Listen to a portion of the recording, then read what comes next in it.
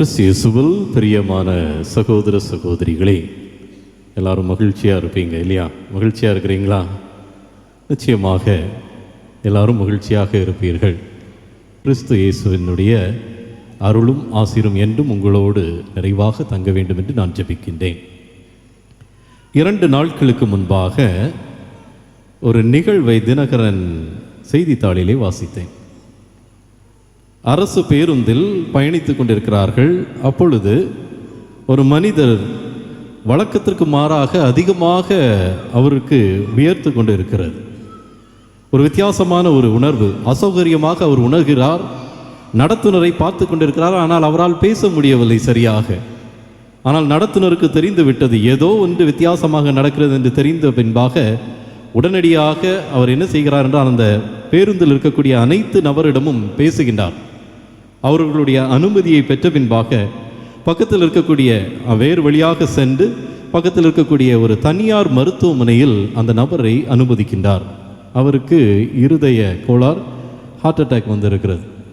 ஏறத்தாழ 45 நிமிடங்கள் அந்த மருத்துவமனையிலே அவர் அனுமதித்து சிகிச்சையெல்லாம் பெற்ற பின்பாக மீண்டுமாக அந்த பேருந்தில் இருக்கக்கூடிய நபர்களை அழைத்து கொண்டு அவர் சென்றிருக்கிறார். தன்னுடைய பணியில் ஒரு மனிதநேயம் அங்கே நாம் பார்க்க முடிகிறது. அங்கே இருந்தது ஏராளமான நபர்கள் இருந்திருக்கிறார்கள். ஒருவேளை அவர்களுக்கு வேறு பயணங்கள் மேற்கொள்ளலாம், அல்லது நேரம் குறைவாக இருக்கிறது, அல்லது வேலைக்கு செல்லலாம், இன்னுமாக தன்னுடைய காரியத்தை மட்டும் பார்க்க வேண்டும் என்ற கூடிய எண்ணங்கள் இருந்திருக்கலாம். ஆனால் இதை அனைத்தையும் கடந்து தன்னுடைய பணியை முற்றிலுமாக ஒருபடி அதிகமாக சென்று மனித நேயத்தோடு செயல்படக்கூடியதை நாம் பார்க்கின்றோம். அன்புக்குரியவர்களே, இன்றைய வாழ்வை நாம் அலசி பார்க்கின்ற பொழுது நாம் கடந்து வருவது பல எதிர்மறையான காரியங்களை நாம் பார்க்கின்றோம். செய்தித்தாளிலும் சரி, ஏன் நம் பங்கு சமூகத்திலும் அல்லது நாம் வாழக்கூடிய இடங்களிலும் நமது உறவுகளிலும் பார்க்கின்ற பொழுது ஆணவம் இன்று தலை தூக்கி நிற்கிறது. நான் சொல்வதை நீ கேட்க வேண்டும், நான் சொல்வது சரி, மற்றவர்கள் சொல்வது சரியல்ல என்று ஒரு ஆணவ போக்கு அல்லது ஒரு பிடிவாத தன்மை இருப்பதை நாம் பார்க்கின்றோம். அல்லது பார்க்கின்ற பொழுது எனது குடும்பம் பெரிய குடும்பம், எனது வசதிகள், வாய்ப்புகள் அல்லது எனது சொத்து வஸ்துகள், என்னுடைய உறவுகள், இவற்றை நாம் பெரிதுபடுத்தி பேசக்கூடிய ஒரு சூழலாக இருக்கிறது. பல நேரங்களிலே பார்க்கின்ற பொழுது சொல்வார்கள், இந்த இடம் என்னுடைய குடும்பத்தார் அல்லது என்னுடைய தாத்தா அல்லது என்னுடைய அப்பா கோயிலுக்கு கொடுத்தது என்று நாம் பெருமையாக பேசுவோம். அல்லது இது என்னால் செய்யப்பட்டது, இந்த ஆலயத்தில் இந்த கதவு 2 அல்லது இந்த கதவு 4 நான் கொடுத்தது. அந்த நான் என்ற ஒரு மமதை இன்று அதிகமாக வளர்ந்து கொண்டிருக்கிறது. எங்கே பார்க்கின்ற பொழுது பணி என்று பார்க்கிறதை விட அங்கு பதவியை தான் நாம் பார்த்து கொண்டு இருக்கின்றோம். ஆணவத்தையும் அதிகாரத்தையும், அதிகார போக்கு, பிறரோடு இசைந்து வாழக்கூடிய தன்மை அற்ற ஒரு சூழ்நிலாக இருக்கிறது. ஆள்பலம், எனது கட்சி அல்லது எனது குழுமம், இப்படிப்பட்ட ஒரு சூழல் தான் இன்று அதிகமாக வளர்ந்திருப்பதை நாம் பார்க்கின்றோம். இப்படிப்பட்ட ஒரு சூழலில் நாம் அருமையான ஒரு தலைப்பை சிந்திக்கின்றோம். என்ன தலைப்பு?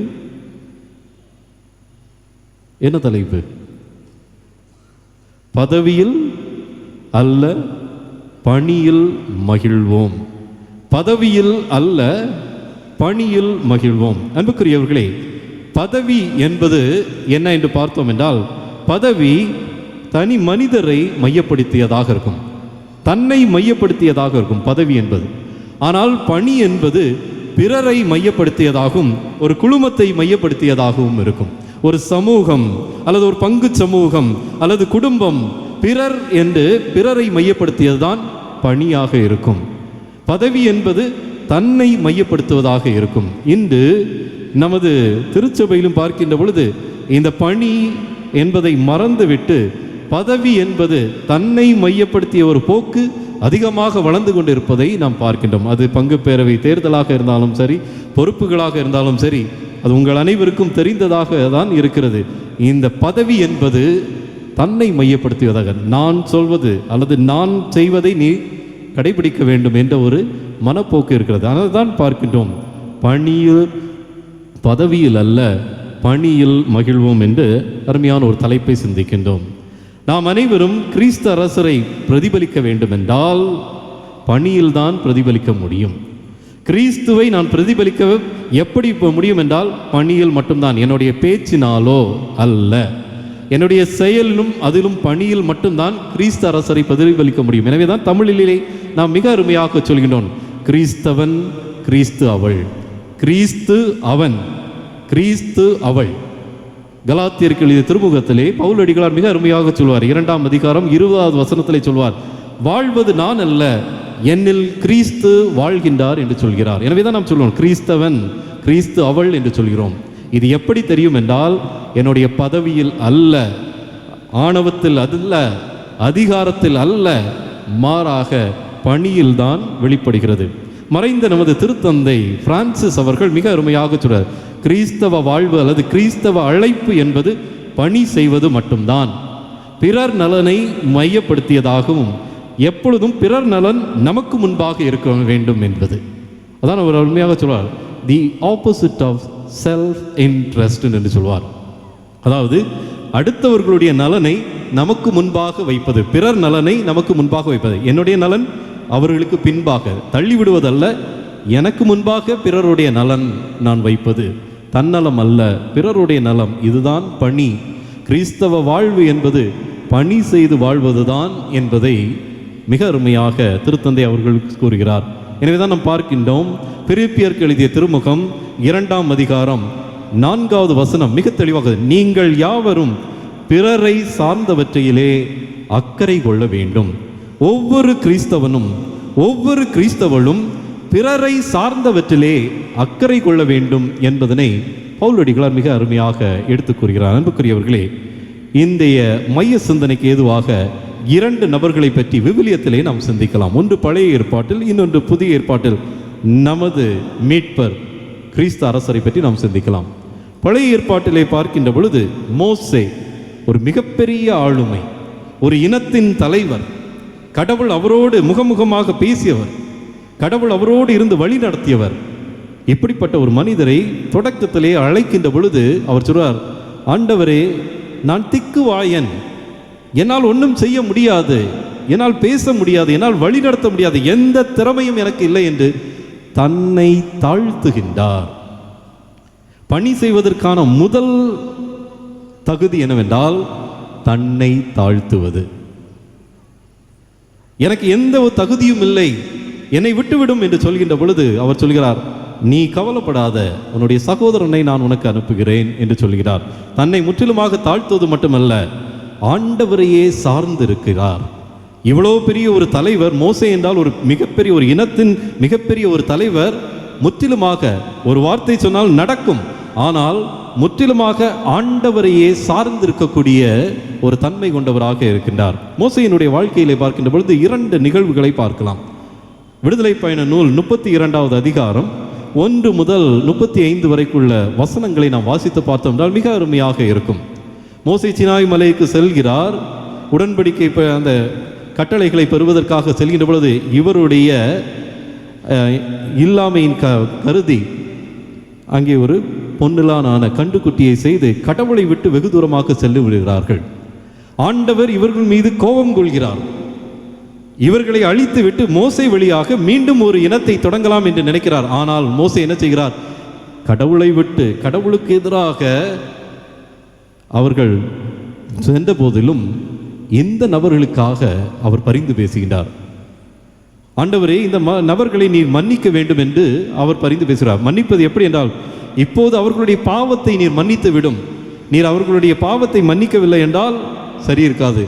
ஒருவேளை அவர்களை நீங்கள் அழிக்க வேண்டும் என்று நினைக்கிறீர்கள் என்றால் என்னுடைய பெயரை உம்முடைய புத்தகத்திலிருந்து எடுத்துவிடும் என்று இந்த மக்களுக்காக பரிந்து பேசுகிறார். தவறு செய்த போதிலும் ஒரு தலைவர் என்பவர் தன்னுடைய பணி என்னதாக இருக்கிறால் தன்னுடைய மக்களை முன்னிறுத்தி அவர்களுக்காக பரிந்து பேசக்கூடிய ஒரு தன்மை கொண்டவராக இருந்தார். இரண்டாவதாக பார்க்கின்ற பொழுது அவருடைய வாழ்க்கையிலே எண்ணிக்கை நூல் பார்க்கின்ற பொழுது 12ஆம் அதிகாரத்தை வாசித்த பொழுது மோசே எத்தோப்பிய பெண் ஒருவரை திருமணம் செய்கிறார். அப்படி பார்க்கும்போது ஆரோனும் மரியமும் மோசையினுடைய அதிகாரத்தை கேள்விக்கு உட்படுத்துகிறார்கள். அவர் சொன்னார், ஆண்டவர் மோசே வழியாக மட்டும்தான் பேசுகிறாரா, எங்கள் வழியாகவும் பேசுகிறார் என்று அவர்கள் சொல்கின்றார்கள். மோசேக்கு எதிராக கேள்வி உட்படுத்துகின்ற பொழுது மோசே ஆண்டவரிடம் வேண்டுகிறார். ஆண்டவரும் அங்கே பார்க்கிறார், இவர்கள் 3 பேர், இவர்கள் இருவரையும் அழைக்கிறார்கள், சந்திப்பு கூடாரத்திற்கு முன்பாக வாருங்கள் என்று. உங்களில் ஏதாவது ஒரு இறைவாக்கினர் இருக்கிறார் என்றால் சொல்லுங்கள், நான் அவர்களுக்கு காட்சி கொடுப்பேன் அல்லது அவர்களை நான் சந்திப்பேன் என்று சொல்கிறார். யாருமே இல்லை. ஆனால் மோசே சாந்த குணம் உள்ளவராக இருக்கிறார். அதே சமயத்தில் அவர் ஆண்டவரை சார்ந்தவராக இருக்கிறார் என்பதை பார்க்கணும். அன்புக்குரியவர்களே, பணியில் பிறரை வஞ்சகம் தீர்ப்பது அல்ல, பிறருக்காக பரிந்து பேசுவதும், தனக்கு எதிராக யாராவது வசைமொழிகள் பாடினாலும் அதை ஆண்டவரிடம் ஒப்பு கொடுத்து கடவுள் பார்த்து கொள்வார், என்னுடைய கடமை பணி செய்வதே என்பதனை நாம் கொண்டிருக்க வேண்டும் என்ற ஒரு மனநிலையை மிக அருமையாக மோசே எடுத்து காட்டுகின்றார்.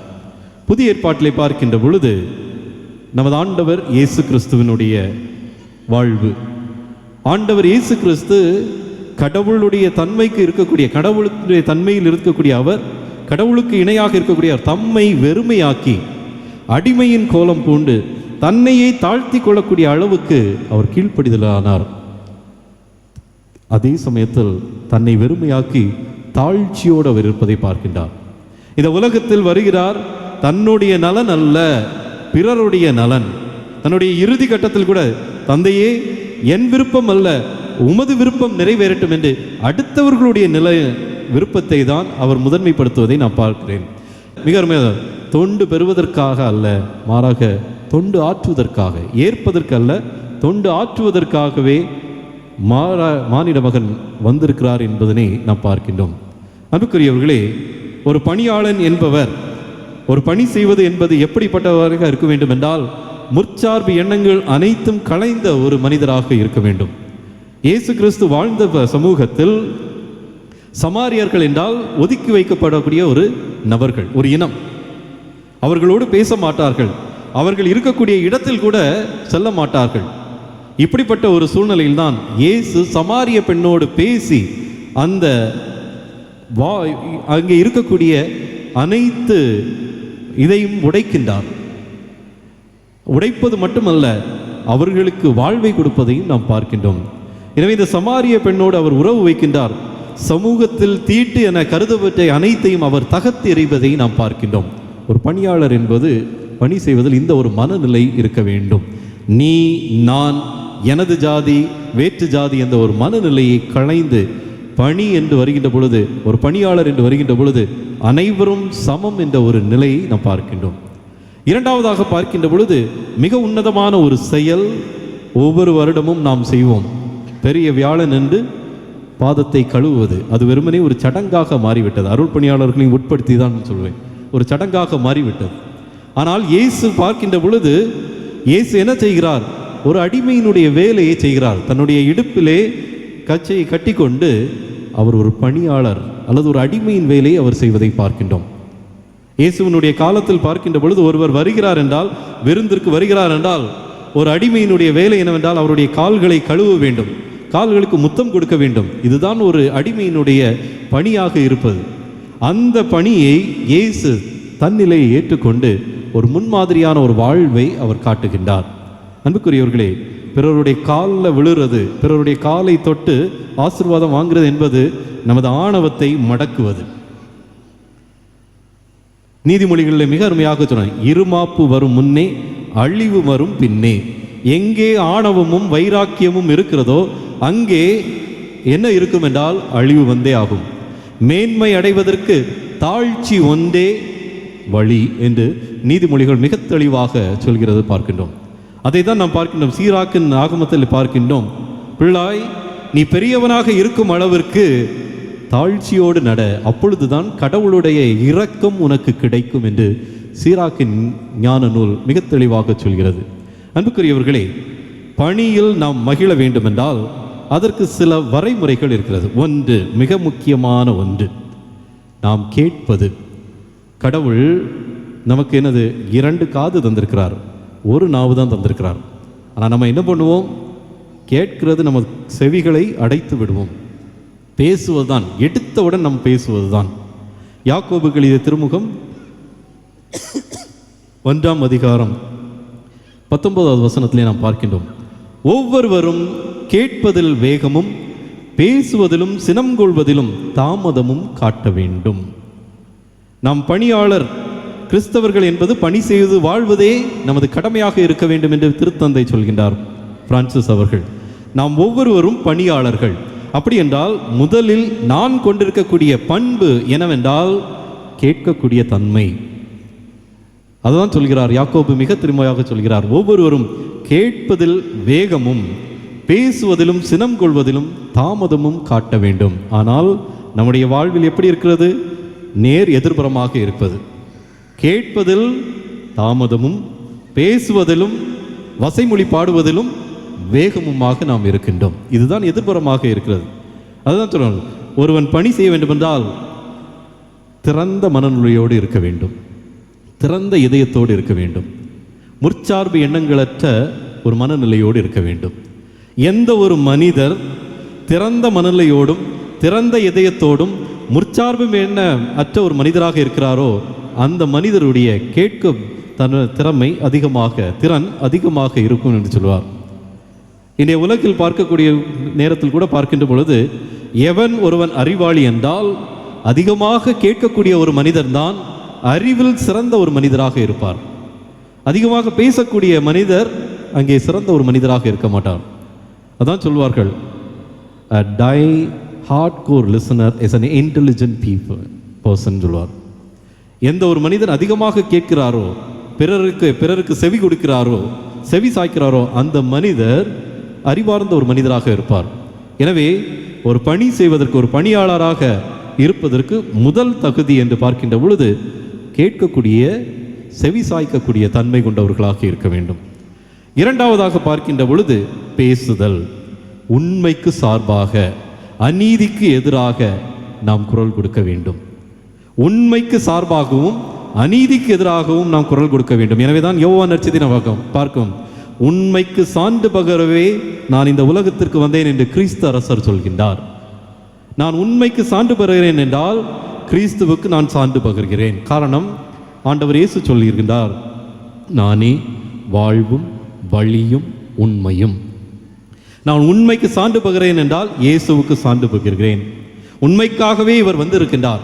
எனவே நாம் பேசுகின்ற பொழுது உண்மைக்கு சான்று பகரக்கூடிய மக்களாக நான் பேச வேண்டும் என்பதனை இரண்டாவது ஒரு படிநிலையாக நாம் பார்க்கின்றோம்.